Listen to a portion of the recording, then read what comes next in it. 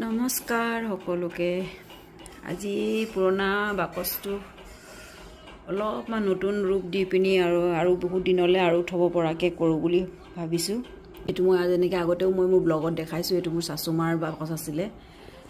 চাচুমাৰ memory হিচাপে মই ৰাখিলোঁ আগলৈ, মাইনাহঁতলৈও বহুত ধুনীয়া, বহুত দিনলৈ ৰাখিব বুলি এনেকুৱা বাকচ আজিকালি পাবলৈ নাই ন।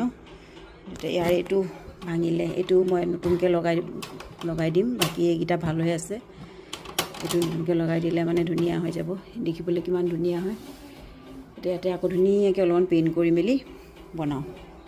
যোনটো কালাৰ কৰিম ভাবিছিলোঁ সেই কালাৰটো নেপালোঁ মই, আৰু কালাৰটো বনাব পৰা নাই, সেইটো কাৰণে এইটো কালাৰে দি পিনি কৰি আছোঁ। যিমান পাৰে অকণমান নতুন বনাব চেষ্টা কৰিলোঁ। এইটো বিচাৰি পোৱা নাই, আকৌ এইটো ছিষ্টেমৰ বিচাৰিয়ে নাপালোঁ লখিমপুৰত। তেনেকৈ থাকিব আৰু, তেতিয়া পালে মানে বনাই দিম আৰু।